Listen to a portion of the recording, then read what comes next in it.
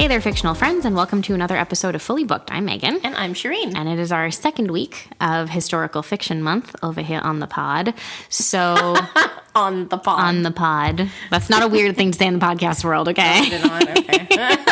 Okay. So I guess to kind of kick off our discussion portion of things, we figured we'd, keep it plain and simple, because when we started researching this, we actually realized that there seems to be a disagreement between ourselves and much of the internet as to what qualifies as historical fiction. Yeah, that's it. Like what defines it versus like regular fiction or literature or anything, like what kind of what makes it into its own subgenre. Yep. Which is weird. It is weird. I didn't think that we were launched into it. We were like, yeah, cool, historical fiction. Yeah. And then it started being like, wait. And then we looked, and then we were like, it's just because, you're researching and you're looking like all these lists everywhere online of the most famous historical fiction books of all time, the most famous historical fiction books, the most popular historical fiction books. And we started looking at some of them. We were like, hang on. This doesn't fit. Wait a minute. This should fit. Wait a minute. We started having to have discussions between ourselves on what that would look like. So it did. All that to come today. It's weird. So we're going to talk about all of that. But before we do, Shireen, what's on your nightstand? So I've just finished reading Divine Rivals. Rebecca Ross. I thought it was Moss. You're very close. Just finished reading Divine Rivals by Rebecca Ross. Yeah. This book has had a lot of buzz. Everywhere that I'd read reviews on this, and I like to go into books quite blind. Mm-hmm. I don't like knowing the whole plot before I get into it. Yeah. But what I'd read everywhere was that it was beautifully written. Okay. And I must agree, it was beautifully written. The characters were lovely.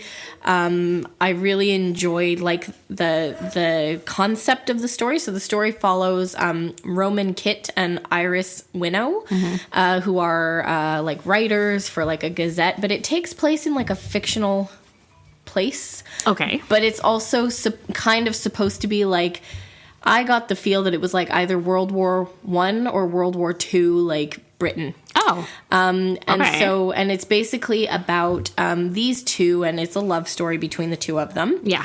But there is magic in this world, and there are gods who are at war right now. And so this war is going on. You've got the god Enya, who is the goddess of music, kind of. Okay. She uses her harp to, she can, spoiler alert, put other gods to sleep with it. Oh.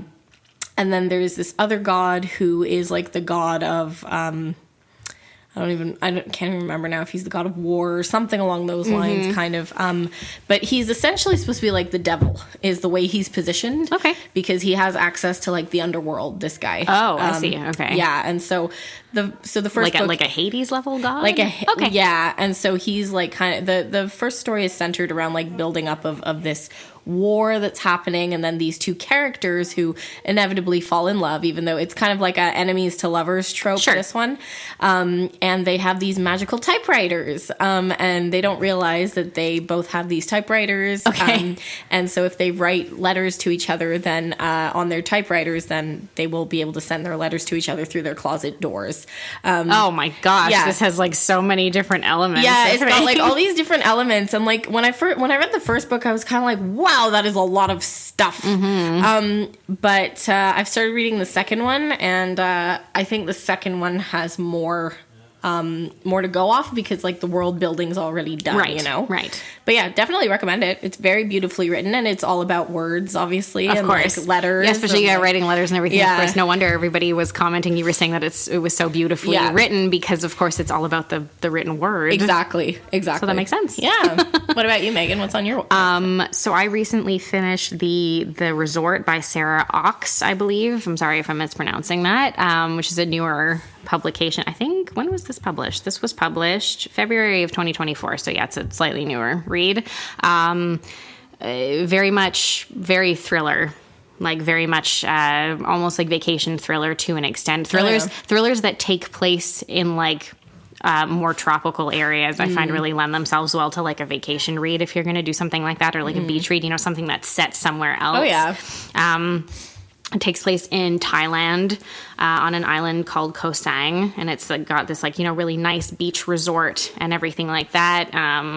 Scuba lessons, all those kinds of things. Yeah. Follows a group of expats. You've got some from the UK, some from America, who are all there, who have become what they call the permanents. So it's people who have moved to Thailand and have set up shop and are working in Koh Sang. Okay. At the resort in one capacity or another. And so part of the narration is from one of these expats, one of these permanents named Cass, who has a very dark backstory that we're not given much information about at first, which develops throughout the course of the story. But she's been through quite a bit of trauma and has found a new life there and a new relationship on the island.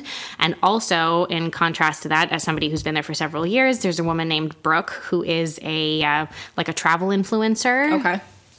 Who's also there for a period of time, also sort of leaving behind some of the things that her own trauma and the things that she's dealt with in the past, and is thinking about whether or not she wants to really set up shop there, right, okay. or if she would like to keep traveling, okay.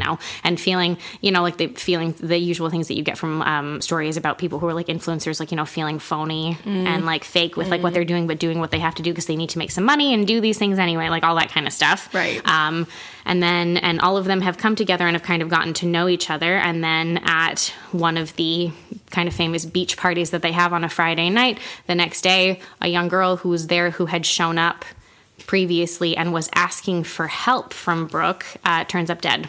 Oh, wow. And nobody really knows why, except people definitely know why. And so it becomes a whodunit. A whodunit and a tracking down of and then, several people wind up dead, but, it becomes a whodunit and a tracking down of what happens. I will say it was well paced and everything. There was maybe a little bit bogged at the beginning where I was kind of okay, can we get into the meat of this, understanding what's going on and why things are happening? It did take a little while for some of the twists to happen, but when they did, they were good. And I will say there's no spoilers, don't worry. There's one big twist at the end that I was oh, wow. Okay. We like a good twist. Yeah, that things the novel doesn't end the way that you expect it to. Oh, really? Anyway, so it's interesting. It was good. It was well written. It was very fast paced, which I appreciate because I find with a thriller, you want to have almost the same level of anxiety as some of the characters do, where you're what is happening? And what's if it drags on too much, you're just ugh, I don't care. No, I don't care anymore. Yeah, exactly. So this is it was a good one that way. I really enjoyed it. Cool.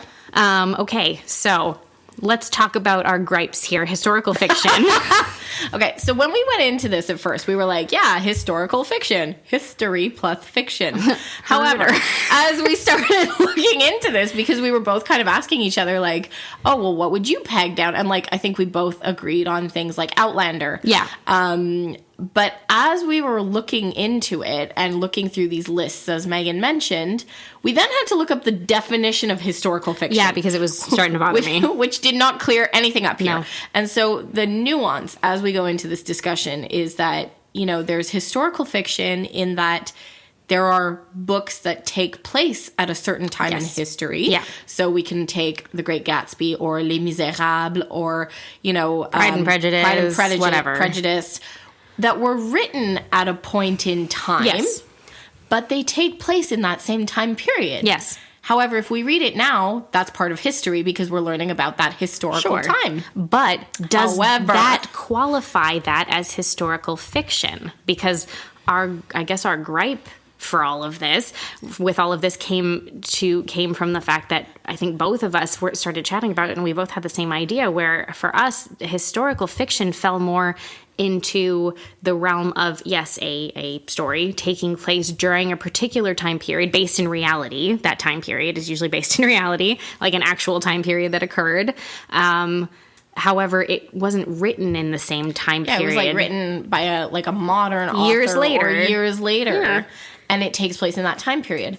And then you've got that additional layer of, again, I use the example of Outlander, where it turns into fantasy historical fiction. Yeah, right? well, those are that. I think historical fiction can be so many different things, in the sense that it can be much more reality based, in the sense that it can really be based around historical characters, people who actually existed in history during time periods that actually existed in history. However, portions of or large parts of the story are often fictionalized or changed in some way, usually to add to the entertainment value, obviously. And then you can also veer off from that into the more fantastical, whether it's fantasy or science fiction or whatever else, within that scope as well. But yeah, this was really weird because we started looking at these lists of historical fiction novels, and it was all like, The Great-Gatsby by F. Scott Fitzgerald. Oh, Pride and Prejudice by Jane Austen. Yeah. Oh, Jane Eyre by, Charlotte Bronte? Charlotte Bronte? Or Emily Bronte? Whatever. That one's Wuthering Heights is Emily Bronte. Okay, so Charlotte wrote Jane Eyre. Okay, sorry. All of that stuff, but we started being like, oh yeah, and then it was like we both stopped and we're like, hang on a minute. Like I think we got to the point where we agreed that in our opinion, historical fiction is something that was written like years later about a time period. Yeah, that has already passed, not a time period that you're experiencing as you're writing it. That's just literature. Well, that's literature, and like if you're gonna peg things like The Great Gatsby as like historical fiction, then anything is historical fiction, really, if you wait long enough. Yeah, that's it, exactly. So, I think that's where some of the confusion that comes in. So all these publications and lists that are being put out of like, historical fiction novels, I think that that's it. The issue that's happening is that they're all being written from a modern lens. And so, from a modern lens, Gatsby is a historical fiction novel because, yes, it takes place during real time period, but it was written and published during that time period or within like a short, amount of time following it, basically. And so I can't wrap my brain around that being, for me, considered historical fiction. I mean, one stance you could take is modern adaptations of these fictional works or these works of literature. You mean like a retelling or something? Yeah, sure. Or even like if you take, now I know that it's not, a written version of it, but you mentioned in our last episode Baz Luhrmann's Great Gatsby. Yes. Like that was a historical fiction in some ways because it was taking place in the 20s, but it was made by a modern director. Yeah. They do this a lot with like Shakespeare as well, right? Yes. We have a ton of those. We have a lot of like modern retellings of like Romeo and Juliet, for example. Now the difference is that Shakespeare doesn't really comment on his like the time period, unless it was like King Lear or like, about one of the kings, Yeah, that's true. Okay, caveat, sorry, to interrupt this. I would also say too that I think there's a differences with like the modern Shakespeare adaptations where it's more historical. If you're looking at like the Romeo plus Juliet, like Leonardo DiCaprio one, let's say, guns, like things, like yes, they have a modern setting, but they're still utilizing like the full story and the language the whole way through. Yeah. That will be very different from like 10 Things I Hate About You is based on The Taming of the Shrew, but that's not historical fiction for me. You know what I mean? The Man, which is based on... Oh, shit. Was it A Midsummer Night's Dream? No, I think it's As You Like It. Is it? I think so. Which one is based on A Midsummer Night's Dream? There's one with Kirsten Dunst, and they're literally putting the play on at school. And there is one. Please hold. Sorry, okay. So She's the Man is based on Twelfth Night. That's right. Yes. Sorry, that was really gonna bother me. Yeah, me too. I'm like, no, that's not right. Yeah. Yeah, okay, and then there's Get Over It, which is based on A Midsummer Night's Dream. That's right. But that one goes a step further, too, because the kids at the school are putting the show on. Like, they're putting on Midsummer Night's Dream as a play. Right. For the school. So, like, there are, like, shades of things. But again, like, see, like, those ones, like, for me, I'm like, no, that's not. No. Because we've fully made things modern. Like, we've taken it out of the time period that it's set in completely, and we've changed too much of the story for it to really be that anymore. Whereas if you get into the ones like you might give them a modern setting, but then you're still like, again, utilizing like the exact storyline basically page by page, and your like your characters are the same and your language is the same, then I'm like, it toes the line a little bit more, you know? It does, but I think, the main piece here is this focus on, like, the historical, like, setting. Like, and this goes back to Bridgerton again. Like, that was a modern retelling about the Regency era. But a period. A story that took place But then. A period that actually existed. Right, and then, going back to, like, because I personally thought that Bridgerton was, like, all fiction. Like, okay, yes, I understand that the Regency period was real, but, like, I was... Was this a real thing? Hey, you never know. But I really thought that the rest of it was all just like pure fiction. Yeah. But when I was watching Queen Charlotte, I was like morbidly curious to find out what was going on with King George. Yes. And he was based on the real Mad King George, Right. who was thought to have porphyria his whole life, or like for many, many decades. But apparently that's been debunked, and they're now concluding that he had schizophrenia and bipolar disorder, which obviously at the time would not have been understood. No, and so no. in this modern retelling, Queen Charlotte is being a lot more like empathetic to her husband, who she loved a lot, you Yes. know, and she's based on the real Queen Charlotte, Yeah, right. and Princess Victoria is Yes. in there, who was, I think, Queen Victoria. So it's something, Yeah. no, but it's true, because there has to be this basis in reality, and historical fiction oftentimes can include figures that actually existed Yes. in these time periods. They might not be part of the story, or act the same way or Yeah. anything as they, you know, Just like be have a done the peripheral. Yeah, that's it. They could be off to the side, and they could do things completely differently than the actual person that they're based on, of Yeah. course. That can all be altered and be very different. But I just feel like that's it. Like, those novels were written in like the 90s and the early 2000s and stuff, but they're based in the Regency period, so they qualify as historical fiction because they were written about a time that already happened. Yep. You know? Then I think the other thing that was kind of interesting, puzzling and interesting about all this is that it's sort of, once you get into that and you've kind of established, okay, so we both agree that historical fiction is written by, and whatever, is the story written by an author based in a time period, but not the time period that author is living in. It's based in an earlier time period that has already happened. And then you get into that extra thing where you're like, okay, so what's the cutoff for that? What no longer qualifies as historical fiction? Is it within the last, like, 20 years? Is it within, like, 50 years? Does it have to be, like, 100 years or older to qualify? Like, that becomes its own question. I wonder if the answer is, like, if it was, like, a distinct period in history. So, like, you mentioned Daisy Jones and the Six. Yes. Like, that took place in the 70s. Yeah. Like, we know, you think of the 70s, now that's getting kind of historical. Like, no shade, no tea to anybody born in the 70s. But you're kind of like, okay, so it's like, we're going on 50 years almost. Yeah, at this like, point. there's a distinct, like, you picture the 70s and you can see the bell bottoms, you can see the hippies, I know that was 60s, 70s, but... Yes, but I understand what you're saying. And so I think that... even if you consider, like, the 80s, the 90s, like, there have been big historical events that have happened. And these are time periods that have have obviously. Of course. And so it makes you wonder, like... And so you're like, if I wrote a novel now, and I set it in 1984... Yeah. Would that be a historical fiction? Does that count as historical fiction? Know. Like, I don't know. I don't know. I mean, what would you say, Megan, in your opinion? Oh, man. It's so hard. Yeah. It's so hard to, like, try and qualify that. I want to, in my head, I want to say that everything, like, my cutoff would be, like, if I'm really pushing it, my cutoff would be maybe the year 2000. Yeah. I think, like, in the last 20, 25 years, yeah. Yeah, but, like, when does it... But, like, who am I to say that? I mean, if I wrote, like, a story about 9/11, like, would that be historical fiction? Because like, it was an event that took place at a real time in history, Yeah. so... I don't know. I don't know.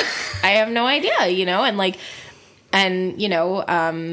Also, it feels weird to qualify anything as historical fiction that is based... or like whatever, like where the cutoff is like any time after I was born. It feels weird to do that. Yeah, but we're getting up there now.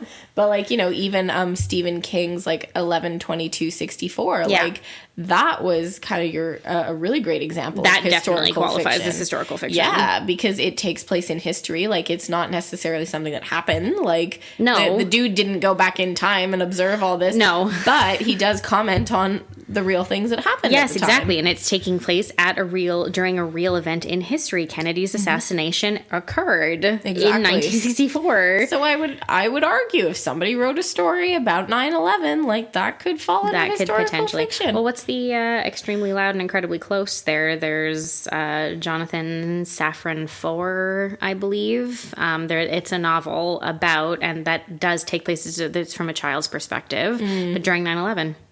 There was another one. They made a movie out of it. Was it called like Remember Me or something? Is that a Robert Pattinson? Was that a book? I think it was. The Robert Pattinson one? Is that a book? Yeah, and it takes place during about 9/11, I think. No, it does. It takes which you only pick up based on like context clues part of the way through when you start paying attention to dates that are on little things here and there, and then you realize that no one has a phone, obviously. Okay, it might not have been a book. Okay. Because I didn't remember if that one was actually based on a book. Okay, By it's not. Sophie Kinsella. No, she wrote that in 2022. No, Never mind. No, that was such a weird movie. It was a weird movie. Like for that to be your twist on the whole thing, I was I was like totally into it. I'm like, oh, cute love story, love it. And then I'm like, wait, what? And then when they do that fucking pull Zoom out there, and he's standing in, and you were like, okay, no, whoa. Yeah, we totally went off into tangent, but that sent me spiraling into like that movie was a weird experience to watch. It really was. It was sad, and it had like a star-studded cast as well. I did, but it doesn't always mean anything, does it? This is true. No. We've seen it time and time again. So many times. Pierce Brosnan, stop going on movies. Stop doing this. Stop. Oh God, yeah. Everybody listen to that Percy Jackson episode. My husband was listening to that the other day. He's like, wow, you guys really did not enjoy that movie. It's terrible. It is really bad. So bad. I watched, side note, I watched the TV series from Disney Plus. It's a lot cuter. Like, it's a lot better. Like, it's a lot closer to what I imagine anyway the books are like. Yeah, because it's like a tween book. Yeah, it's like a middle grade. He's like 13. Yeah. He's a child. He's not like 18. No, Entering manhood. They aged him to 16 in the movie, and I was like, no, this is stupid. Anyway, he's like 12, and he plays it as 12 because the kid is quite young who plays the character. The characters were better. The writing was better. There was more to it. Anyway, it was actually pretty decent. I didn't hate it. Look, I don't have any like nostalgia for those books, but I didn't hate it. I thought it was pretty good. And it's interesting, like, not that Percy Jackson is historical fiction, but it's interesting when you think about like Greek mythology, right? Because that was something that was very much believed in history. Yes. And we keep doing modern retelling. We definitely do. Like the Song of Achilles was like a newer one that came out. Now, I don't know if that's Greek mythology. I'm pretty sure it is. No, it is. So like that also is a different layer of like historical fiction, because it's like you're taking these notions of like gods that were believed in, and you're kind of expanding on them and bringing them into like modern times, you know? Yeah. Well, I mean, and you were saying when we were like looking at all this stuff, and this sent us on a spiral of, we were like, wait a minute, what? And then we started like looking at lists and looking at definitions and everything. We were like, what the fuck is going on?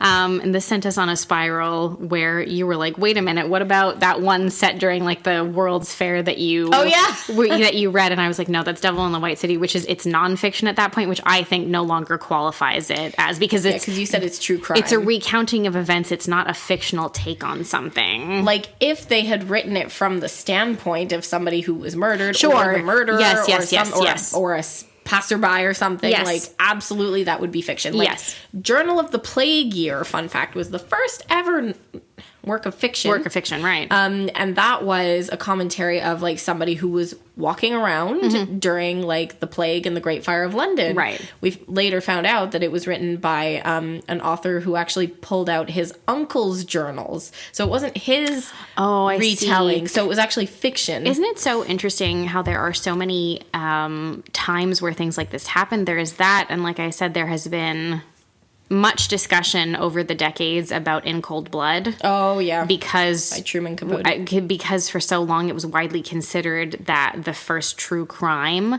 novel. However, that's it. It was sort of brought to light later on that Capote, embellished quite a lot, because obviously the family was dead, so he wasn't aware of the conversations they were having with one another and stuff. And it's true that I've read In Cold Blood, and in reading it, it reads like fiction, because there are scenes of dialogue between the members of the Clutter family who were murdered. They are dead. Yeah. How would you know what conversations they were having? Well, there you go, right? Right? So there's been like a lot of, so that's interesting. That gets into like a whole other layer of these sorts of things where you're like, so I guess it's fiction. It's very strange. It is. I don't know. I don't know why. I think that's it. I think it's just from a modern perspective, people can't help but lump these older books that were written at an earlier time into lists like this. But I really think that if you stop and think about that. Have an argument about it with your best friend. Yeah, that's it. Then you'll start to kind of realize that, like, okay, so like if that were the case, then every piece of fiction would be historical fiction, which no longer makes any sense at that point. So I think that you need to find you need to find that cutoff. You need to find your date cutoff, whatever you're comfortable with, because I don't think that we can really quantify that. No. And you need to sort of like figure out the details of it for you, like what is historical fiction for you? Because I don't know. For me, I think that's what it's going to stay, is a novel that takes place during a time period. However, that time period like did occur, but that time period is not now. And I'm fine with having the ones that take place in a time period with like some sort of fantasy element to it as well. Well, yeah, that's its own. That's a whole other subgenre. Whole subgenre within there. Well, we just talked about a couple of them with Outlander, 11/22/63. Sorry, not 64. Oh, Why were we saying that? My bad. Someone yelled at us. I said that. My bad. Someone listening yelled at us. I'm sorry about that. Damn. Yeah, exactly. No, it's true. Wow, yeah, it's really interesting to get into that. This was a weird one to just kind of like delve into. But it was important. Bit. We were actually going to talk about something completely different. Yeah, we were, and we had to veer off course and come back to this. We changed our minds a bit. It's fine. We'll talk about it later this month. Yeah. Anyway, how do you guys feel about historical fiction? For you, what qualifies as historical fiction? Because I'm really curious about other takes that people might have on this. So you can let us know about that over on Instagram, TikTok, and Threads at FullyBookedCA. And you can also hit up our Facebook group at facebook.com/groups/book was way better. But until next week, guys, keep on reading. Thanks, everyone.